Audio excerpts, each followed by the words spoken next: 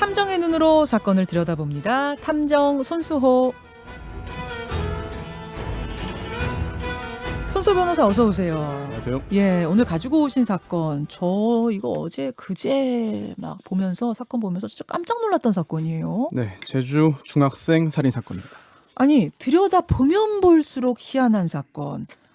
개요부터 좀 보죠. 네, 4일 전입니다. 네.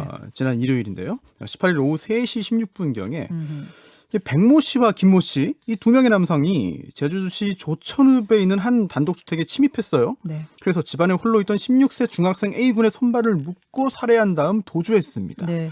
현재 추정 사인은 경부 압박 질식사예요. 그러니까 손으로 목 졸라서 살해한 걸로 추정되는 거죠. 밤늦게 귀가한 A군의 어머니가 아들 시신을 발견하고 경찰에 신고했습니다. 바로 잡혔죠. 네, 범행 다음 날 이제 따로 있던 두 명 각각 긴급 체포했고요. 네. 어제 두 명 다 구속됐거든요. 네.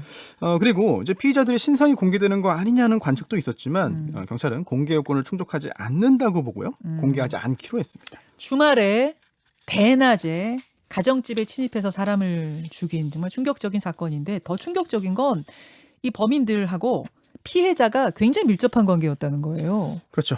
이 두 명의 피의자 중에 백 씨가 주범이에요. 네. 근데 백 씨가요, 이 피해자 A군의 어머니와 얼마 전까지 연인 사이였습니다. 뭐 혼인 신고를 하지 않았지만 1, 2년 정도 함께 살면서 뭐 동거 또는 사실혼 관계였다가 헤어진 거죠. 그냥 연인 정도가 아니라 같이 산 네, 거예요. 그렇습니다. 예. 그리고 이번에 살해당한 A군, 피해자 A군도 함께 살았어요. 살았어요. 그래서 그래서, 이 예. A군의 그 친구는 누구 새아빠 이렇게 얘기할 정도더라고요. 네, 세 명이 함께 살던 바로 그 집이 이 사건의 범행 장소가 된 거죠.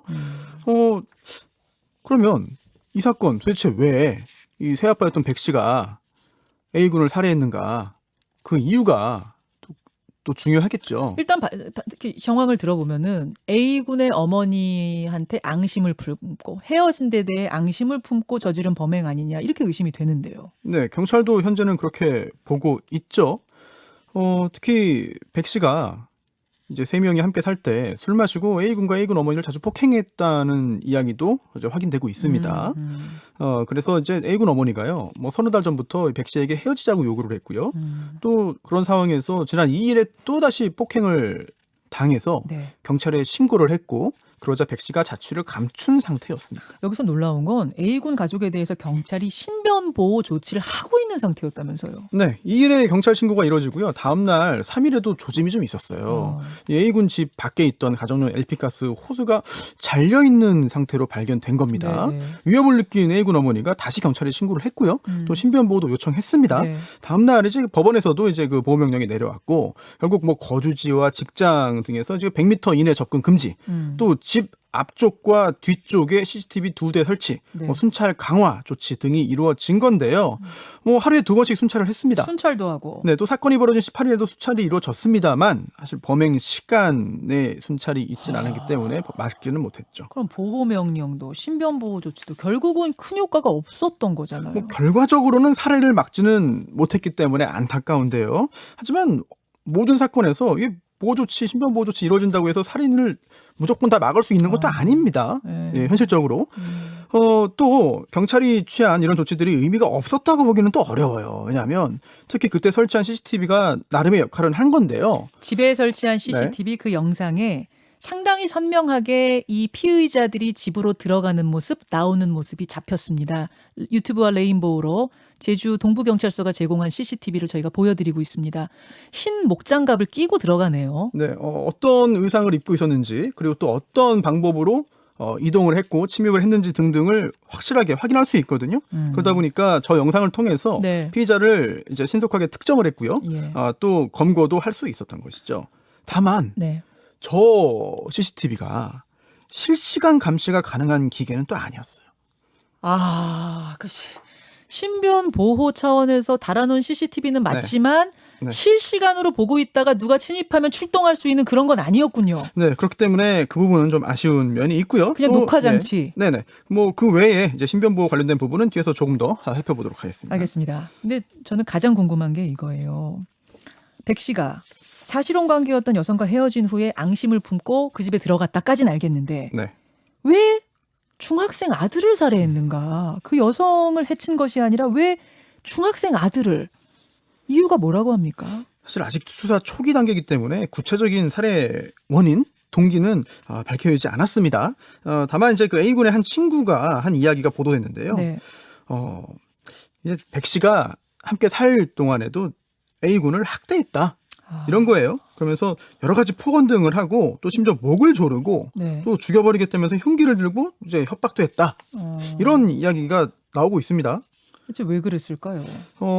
그러다 보니까 이 A군에 대한 직접적인 앙심이 이번 살해의 이유였을 수도 있어 보여요. 그러면은 그 여성, 그러니까 헤어진 여성이 아니라 엄마가 네. 아니라 아들 자체에 네. 대해서도 헤어진 건 네 탓이야, 너 때문이야 이런 식으로. 네, 실제 그랬는지 여부 관계없이 그렇게 생각했을 수가 있는 것이죠. 헤어진 게 A군 때문이었다라는 생각. 또는 A군이 경찰에 신고해서 자신이 도망가게 됐다라든지 이렇게 생각했을 가능성이 있는 것이고요. 또 다른 한편으로는 이 백 씨가 궁극적으로 노린 거는 A군 어머니였을 수도 있습니다. 즉 이제 아들을 살해하는 게 어머니에게는 훨씬 더 큰 충격과 정신적인 타격을 줄 수 있기 때문에 아들을 일단 살해한 거 아니냐. 이런 짐작도 해볼 수는 있겠죠. 아들 살해한 게 어머니한테 충격 주려고, 아프게 하려고. 이거 너무 끔찍한 얘기네요. 너무 끔찍한 얘기네요. 근데 이랬을 수는 있잖아요. 그러니까 어머니를 해치려고 들어갔는데 어머니가 집에 없어서 그냥 뭐 눈에 보이는 아들을 해친 거 아니냐. 그건 아니에요. 물론 그랬을 수도 있습니다. 지금 모르죠, 우리가. 알 수 없습니다. 그랬을 가능성도 충분히 있는 거예요. 하지만 이 백 씨가요, 이 A군 가족과 함께 살았잖아요. 그렇죠. 그래서 이 A군 어머니의 출퇴근 패턴을 잘 알고 있었을 겁니다. 일하는 여성이었습니까? 식당 일을 했는데요. 한 번 나가면 밤늦게 퇴근해서 돌아왔어요. 이걸 누구보다 잘 알았을 거예요. 그래서 그날 A군 어머니를 살해하려고 오후 3시에, 침입 시간이 오후 3시 26분이니까 네. 그때 침입하지는 않았을 가능성이 좀 커 보입니다. 네, 말씀 듣고 보니까 그런데 그렇더라도 혹시 이런 생각은 어때요? 다른 목적으로 뭐 그 집에 뭐 짐 찾으러 갔다든지 다른 목적으로 갔다가 우발적으로 살해했을 가능성은 없을까? 맞습니다. 이 우발적 살해인지 아니면 애초에 이 A군을 살해하려고 계획해서 그 계획에 의해 실행한 살인인지는 확인을 해야 되는 것이고 중요한 부분이거든요. 다만 수사 초기이기 때문에 좀 조심스럽긴 합니다만 이게 계획적인 살인일 가능성도 상당히 있어 보여요. 저도 아까 CCTV 사진 보니까 네. 흰 목장갑 끼고 있는 것에서 우발은 아니구나 싶던데 다른 이유가 또 있어요? 네, 사실 뭐 목장갑은 침입할 때 담 넘고 뭐 이렇게 올라갈 때 손을 보호하기 위해서 쓸 수도 있는 것이니까요. 또 실제로 살인을 위해서 들어갔을 경우에는 길거리에선 쓰지 않고 들어가서 집 안에 들어가서 착용했을 가능성도 있는 거니까. 근데 지문 안 네. 남기려고. 네. 안 남기려고 쓰고 들어갈 수도 있잖아요. 근데 차고 들어갈 수도. 오히려 이제 그 외부에서 또 시선을 끌 수 있기 때문에 목장갑이 그렇게 중요한 건지는 저는 사실 잘 모르겠습니다만. 그럼 다른 건 네. 뭐예요? 일단 같이 살던 집이니까 구조를 잘 알고 있어요. 그런데 이 조금 전 보신 영상대로 이 단독주택에 침입할 때 2층 다락방을 통해서 들어갔거든요. 네. 근데 그게 어디냐? 이 A군의 공부방입니다. 그래서 일요일 오후 3시에 그 다락방을 통해서 집에 침입하면 혼자 있는 A군을 마주칠 가능성이 있다는 거를 백 씨가 알고 있었을 거예요. 이런 추정을 하는 거죠. 범행 도구는 혹시 뭐 구입하거나 준비해 갔는지 확인이 됐나요? 그거 이야기하기 전에 네. 조금 전에 이제 그 공부방 이야기 했잖아요. 네. 그런데 또 다른 각도에서 한번 좀 짚어볼 필요는 있습니다. 이게 뭐냐면 CCTV가 지금 2대 설치됐잖아요. 집 앞쪽하고 뒤쪽하고. 예. 그런데 아까 보신 그 영상은 집 뒤쪽에 있는 CCTV에 녹화된 겁니다. 네, 네. 근데 집 앞쪽에 설치된 CCTV는 쉽게 보여요. 그래서 그렇게, 예. 그래서 2대가 설치된 거를 모르잖아요. 네. 그래서 한 대가 설치된 걸로 알고 집 앞쪽은 이제 저게 설치돼 있으니까 음. 피한 거고 집 뒤쪽으로 돌아간 거는 CCTV가 없는 쪽으로 가려고 한 거다. 이런 짐작도 가능하긴 합니다. 그거 경찰이 수사를 통해서 밝혀내야 되는 것이고요. 네. 조금 전에 질문하신 게 범행 도구죠. 네. 네. 뭐 자세히 밝히기는 어렵지만 당시에 그 집에 있던 물건들을 다양하게 결박과 살해에 이용했습니다. 집에 있던 물건들을요? 네, 범행 도구를 미리 구입하지는 않은 것으로 확인되고 있어요. 현재까지는. 또 밖에서 다른 도구를 가지고 들어간 것도 확인되지 않았습니다. 따라서 우발적 살해 가능성도 배제할 수는 없어요. 하지만 함께 살던 집이기 때문에 그렇죠. 어디에 뭐가 있는지도 알고 있습니다. 굳이 가지고 들어가지 않아도 척척척 다 하니까. 네, 그리고 또 특별히 어떤 살해 도구를 구입하거나 빌리거나 만들면 이게 또 추적을 또 용이하게 할 수 있거든요. 그래서 피했을 수도 있죠. 이 사건이 어제 그제 굉장히 더 주목을 끌었던 건 한 보도에서 범행 수법이 처형에 가까웠다라는 제목의 보도를 하면서예요. 이거 혹시 확인이 좀 됩니까? 일단 추정사에는 경부 압박 질식이에요. 목 졸라서 질식해서 사망하게 했다는 건데 사실 처형이라는 표현이 등장하니까 네. 우리 법상 사형 방법은 교수형 아니면 총살이거든요. 그렇죠. 좀 교수형을 떠올렸어요. 그래서 결박에다가 처형이라고 하니까 손발 묶어가지고 이거 매달아 죽인 거 아니냐. 그런 댓글들이 많이 달렸었는데. 아니 그렇게 이해할 수밖에 없죠. 제목이 처형이라고 돼 있으니까. 네네. 근데 만약 그랬다면 정말 극도로 괴기스러운 사례 아니겠습니까? 그렇죠. 하지만 현재까지 드러난 걸 보면 처형이라는 표현은 부정확하고요. 또 부적절한 게 아니었나 생각됩니다. 그냥 손, 뭐 그것도 굉장히 끔찍하긴 합니다만 손 결박하고 목 조른 것으로 이렇게 지금 경찰은 파악하고 있는 상황. 손 외에 다른 것도 결박을 했습니다. 알겠습니다. 자, 붙잡힌 두 피의자 어떤 인물인지는 파악이 됩니까? 네, 백 씨는 제주에서 사업하던 사람이고요. 전과가 여러 개 있었고요. 또 공범 김 씨는 이제 백 씨하고 이제 일종의 그 사회적 선후배, 사회에서 만난 선후배인데 최근에 뭐 6개월에서 1년 정도 알고 지낸 걸로 알려져 있어요. 뭐 식사 자주 하고 고민을 털어놓으면서 친해진 것으로 파악됩니다. 지금 주범은 범행 인정, 공범은 네. 부인이죠. 네, 하지만 조금 전에 보신 대로 이 공범이 이 주범하고 함께 이 집에 침입하는 모습이 다 촬영됐잖아요. 고스란히. 그러다 보니까 경찰은 현재 이 주범의 범행 과정에서 적어도 공범이 이 A군을 붙잡는 등의 도움을 준 것으로 파악하고 있습니다. 법적으로는 어떻게 돼요? 이럴 경우. 지금 이 공범이요. 나는 살인을 저지르지 않았다라고 주장하는 거잖아요. 네네. 근데 그 의미가 뭔지를 따져봐야 돼요. 내가 직접 목 조른 건 아니다라는 의미인지 나는 그냥 막만 봤다는 건지 또는 저는 이 주범 백 씨가 살해할 거는 A군을 살해할 줄은 모르고 따라 들어간 겁니다. 라는 의미인지 또는 뭐 속아서 같이 갔을 뿐입니다라는 의미인지 이거 확인이 필요한 거죠. 그러네요. 근데 현재까지 상황 보면은 살인에 가담했을 가능성이 좀 커 보입니다. 다만 가담의 정도와 내용에 따라서 이게 공동 정범인지 네. 아니면 뭐 방조범으로만 평가될 것인지 여부는 달라질 수 있겠죠.